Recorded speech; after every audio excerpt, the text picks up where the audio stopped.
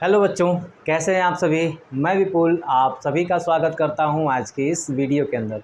बच्चों, जैसा कि हमारा ये कक्षा 10वीं की एनसीईआरटी चल रही थी और इसमें हम मैथ पढ़ रहे थे और मैथ के अंदर हमने अभी हाल ही में त्रिकोणमिति का परिचय ख़त्म किया है बच्चों, ठीक है ना। और आज एक नया टॉपिक, नया चैप्टर स्टार्ट करेंगे जिसका नाम है त्रिकोणमिति के अनुप्रयोग बच्चों, ठीक है ना। बहुत ही आसान टॉपिक है। अगर आपने त्रिकोणमिति का परिचय पढ़ा है अच्छे से और ख़ास करके पहले चैप्टर को पढ़ा है, उसमें पहले अध्याय को, तो आपको जो है इसमें बहुत ज़्यादा दिक्कत नहीं होगा, आसानी से कर लेंगे, ठीक है बच्चों। तो आइए स्टार्ट करते हैं आज का प्रश्न। और आज हम देखेंगे 9.1 प्रश्नावली का जो है पहला प्रश्न बच्चों, ठीक है ना। तो पहले प्रश्न में आपसे कह क्या रहा है, ज़रा ध्यान देते हैं कि क्वेश्चन को करते चलेंगे बेटा। यहाँ पे आप किताब में देखते रहिए क्योंकि क्वेश्चन यहाँ पे लिखने में ज़्यादा टाइम चला जाएगा बच्चों, ठीक है ना। तो किताब आप सभी रखे रहेंगे और किताब में देखेंगे, ठीक है बच्चों।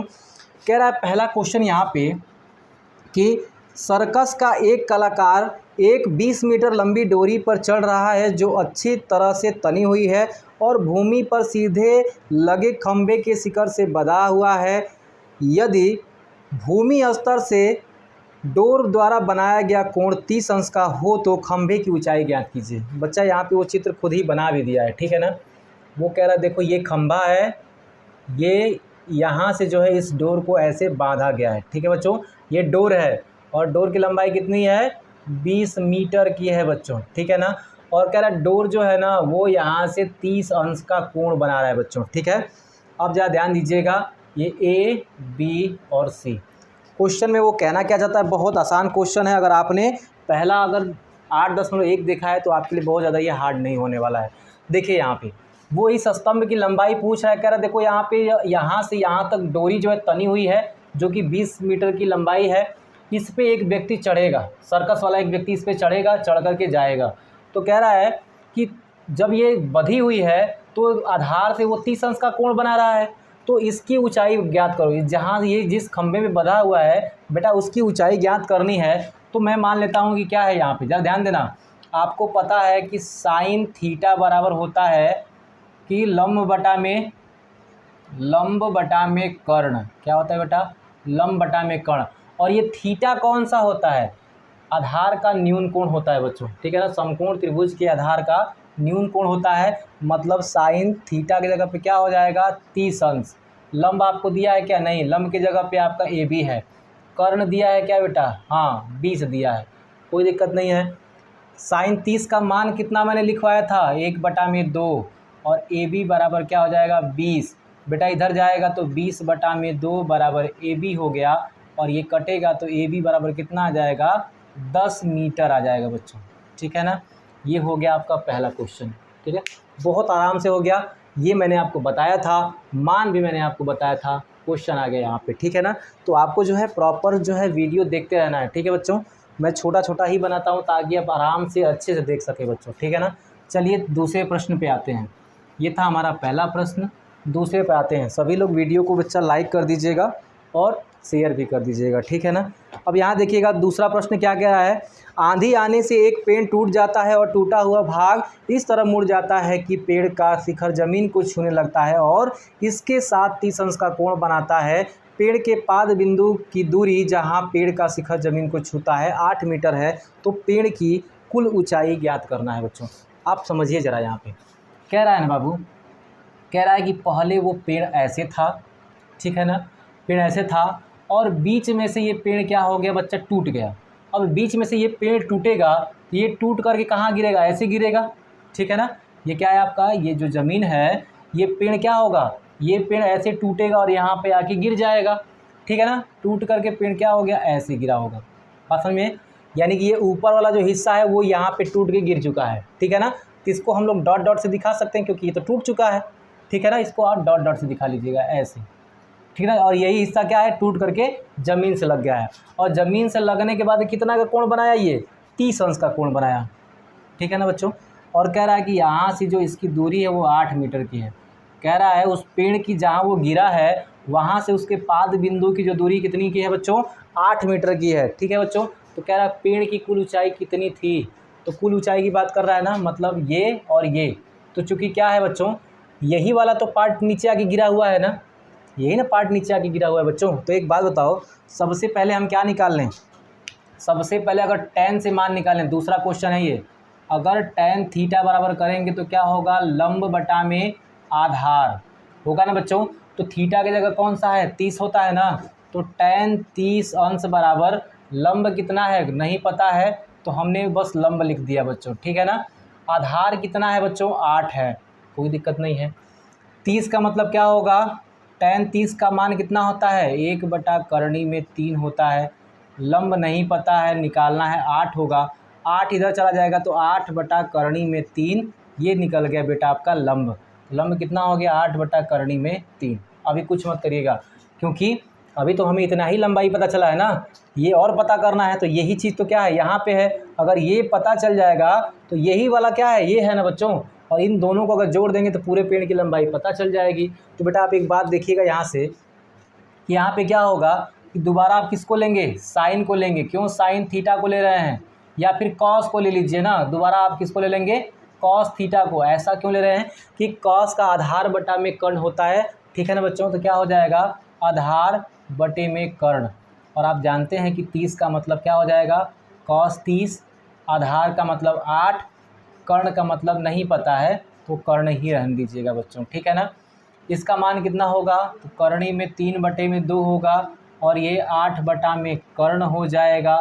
कर्ण का क्रॉस मल्टीप्लाई होगा तो इधर कर्ण हो गया। 2 का क्रॉस मल्टीप्लाई इधर आके 16, और ये जो करनी में 3 है नीचे आएगा तो करनी में 3 यहाँ हो जाएगा।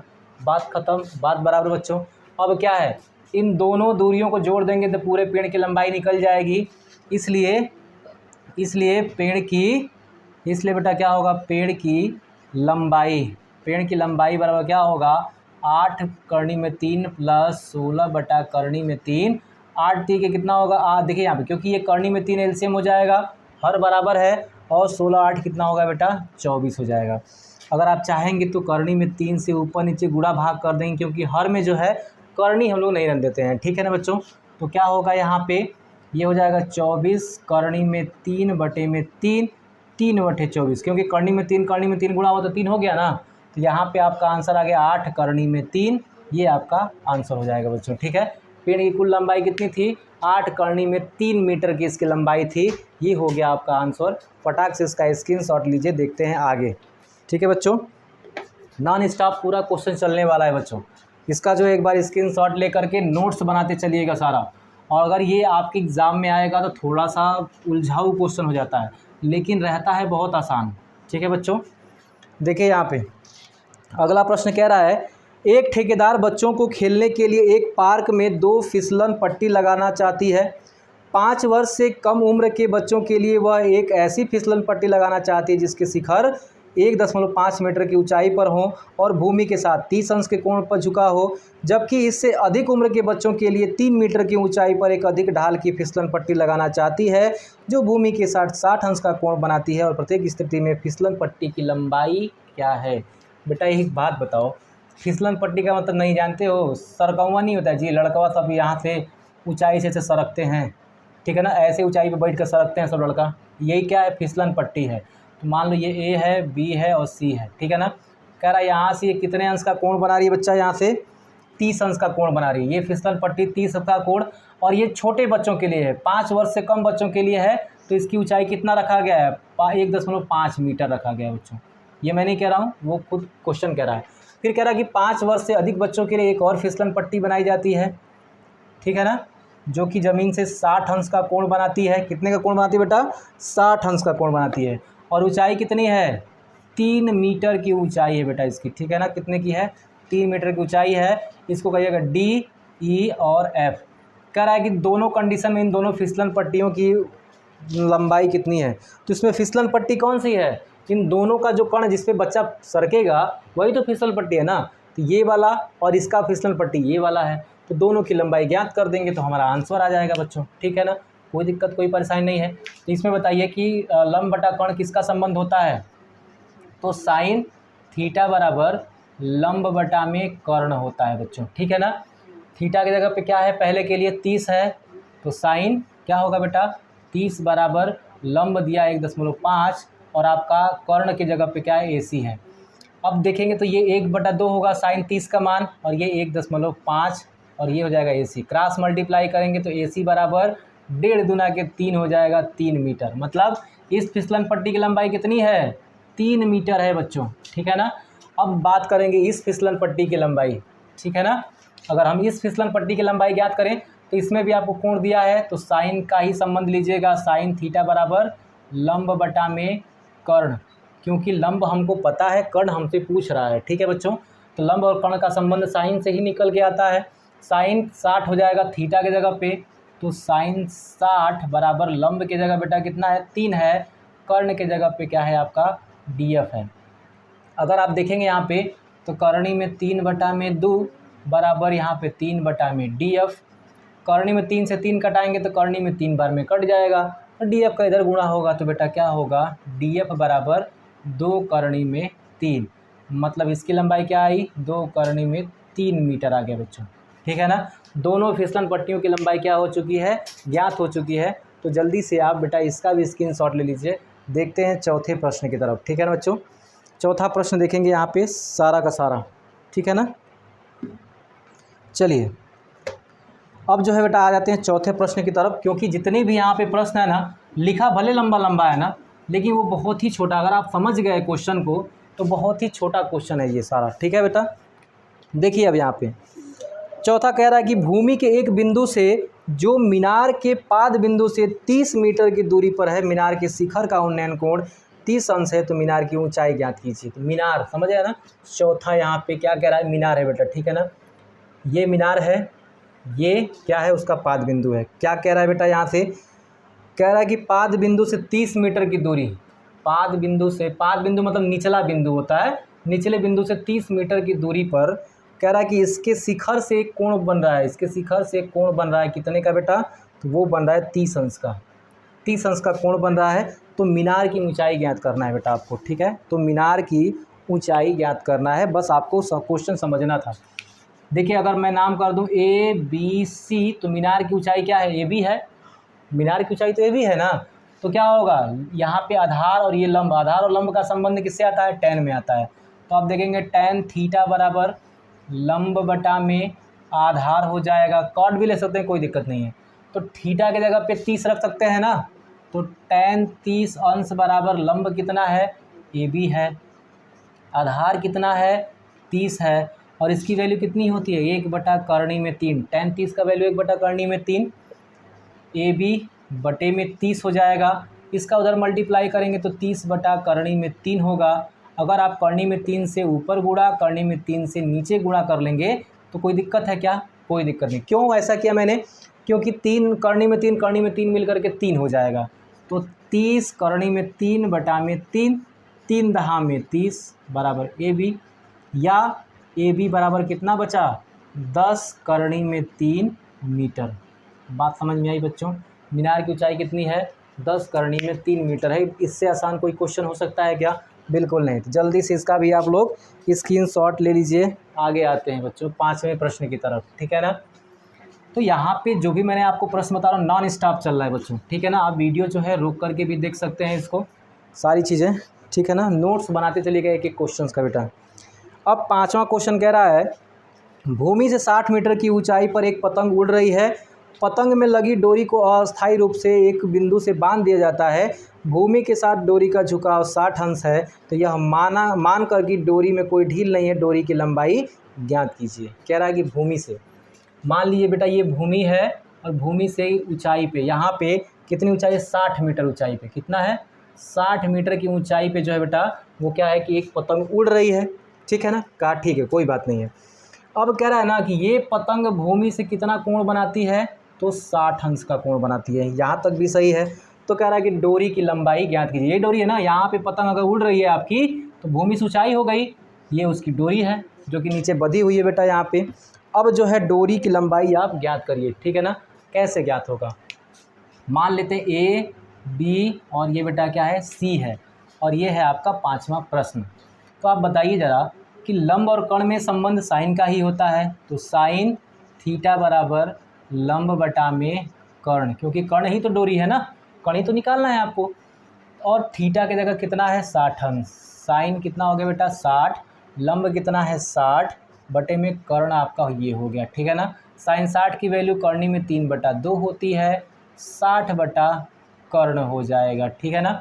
अब देखेंगे तो ये जा करके 60 दूना 120 हो जाएगा और नीचे करनी में आएगा तो करनी में 3 और कर्ण बराबर क्या हो गया, कर्ण तो इधर चला गया, ये जाकर के इससे गुणा होकर के 120 बना दिया, ये इधर गुणा में था इधर आएगा बेटा क्या होगा भाग में। लेकिन प्रयास करते हैं कि हर में करनी ना हो, इसलिए करनी में 3 से ऊपर नीचे जो है भाग गुणा कर देंगे तो कितना आ जाएगा 120 करनी में 3 ऊपर वाला, नीचे मिल करके बेटा क्या हो जाएगा 3 3 चौके 12 मतलब 40 करनी में 3 मीटर जो है डोरी की लंबाई है बच्चा, ठीक है ना। कोई दिक्कत नहीं है, तो जल्दी से इसका भी आप लोग स्क्रीनशॉट ले लीजिए। चलते हैं फटाफट आगे बच्चों, ठीक है ना, फटाफट आगे चलते हैं क्योंकि जितने भी प्रश्न मैं आपको बता रहा हूँ बहुत ज़्यादा बेसिक क्वेश्चन है, इतना समझ जाइएगा। अगर आपने वास्तव में त्रिकोणमिति का 8.1 चैप्टर अच्छे से पढ़ा है 1 और 2 तो आपका जो है बहुत अच्छे से हो जाएगा, ठीक है बच्चों। छठवां प्रश्न देखते हैं, यहाँ पे कह रहा है कि 1.5 मीटर लंबा लड़का 30 मीटर ऊंचे एक भवन से कुछ दूरी पे खड़ा है। जब वह ऊंचे भवन की ओर आता है तब उसकी आंख से भवन के शिखर का उन्नयन कोण 30 से 60 अंश हो जाता है। बताइए कि वह भवन की ओर कितनी दूरी चल करके गया है। समझिएगा, क्वेश्चन जो समझ लिया बच्चा उसका क्वेश्चन हल हो गया, जो नहीं समझ पाया वो तोता रह जाएगा, ठीक है ना। छठवां क्वेश्चन कह रहा है यहाँ पे बहुत बेटा एक क्या है भवन है और यहाँ पे बेटा एक लड़का खड़ा है, यहाँ पे एक लड़का खड़ा है बच्चों, ठीक है ना। अब याद रखिएगा लड़के की ऊंचाई कितना दिया है बेटा, यहाँ पे 1.5 मीटर का लड़का है बच्चों, ये कितने का है 1.5 मीटर का, 1.5 मीटर का लड़का है ये। और कह रहा है उसके आँख से कोण बन रहा है, तो आँख से कोण बना होगा तो यहाँ से बना होगा, ठीक है ना। ये देखिए यहाँ से बना होगा कोण, ठीक है। उस समय कितना कोण बनना था 30, लेकिन जब वो भवन की तरफ चल रहा है, मान लीजिए भवन की तरफ चल करके लड़का जो है यहाँ आ गया, लड़का जो है यहाँ आ गया 1.5 मीटर का ना रहेगा जी, बदल थोड़ी जाएगा लड़का, तो कोण जो है कितना होगा, कोण जो है अब 60 अंश का बनने लगेगा। कितने का बनने लगेगा बाबू 60 अंश का। और कह रहा भवन की ऊंचाई कितनी है 30 मीटर की है बच्चों, मतलब यहाँ से यहाँ तक जो भवन है 30 मीटर का है, याद रहेगा ना। 30 मीटर की ऊंचाई है भवन की। तो पूछ क्या रहा है बेटा यहाँ पे आपकी, तो कह रहा है कि लड़का कितना दूरी चला है, लड़कवा का दूरी पूछ रहा है बेटा, ये वाला ये कितना दूरी चला है। इस क्वेश्चन में थोड़ा सा कुछ ना कुछ है, अब देखते हैं ज़रा। हमको ये नीचे वाले से मतलब नहीं है, हमको पता है कि ऊपर ये 1.5 मीटर चला गया है तो पूरे भवन में से 1.5 मीटर घटा देंगे बेटा, ठीक है ना। पूरे भवन में से 1.5 मीटर आप घटाएंगे तो 28.5 आ जाएगा, ठीक है ना, 28.5। तो यहाँ देखिए ए बी और ये ले लीजिएगा सी, तो कहिएगा ना कि ए सी बराबर क्या होगा, ए सी बराबर क्या होगा बाबू, इसको आप डी ले सकते हैं, कोई दिक्कत नहीं है। ये हो जाएगा आपका कि A D minus C D. अगर ए डी में से पूरे में से अगर सी डी घटा देंगे तो ये मान आएगा, मतलब 30 में से 1.5 घटा देंगे। 1.5 क्यों हुआ, क्योंकि लड़कवा का लंबाई कितना है 1.5 है ना बच्चा, घटा दोगे तो 28.5 आ जाएगा। कितना आएगा 28.5 आ जाएगा। कोई दिक्कत कोई परेशानी की बात नहीं है बच्चों यहाँ पे। और 28.5 मुझे लगता है कि 57 का आधा है, ये आप ऐसे लिख सकते हो 57/2 मीटर। इसकी लंबाई कितनी है 57/2 मीटर, या ध्यान दीजिएगा 57/2 मीटर की जो है लंबाई है इसकी। यहाँ तक पता चल गया बच्चों। अब सुनिए ज़रा, अगर हम पूरे 30 से यहाँ से कोण निकालेंगे तो पूरी लंबाई निकल जाएगी, फिर 60 से निकालेंगे तो ये लंबाई निकल जाएगी, तो पूरे में से ये निकाल देंगे ये आ जाएगा। बात समझ में आई।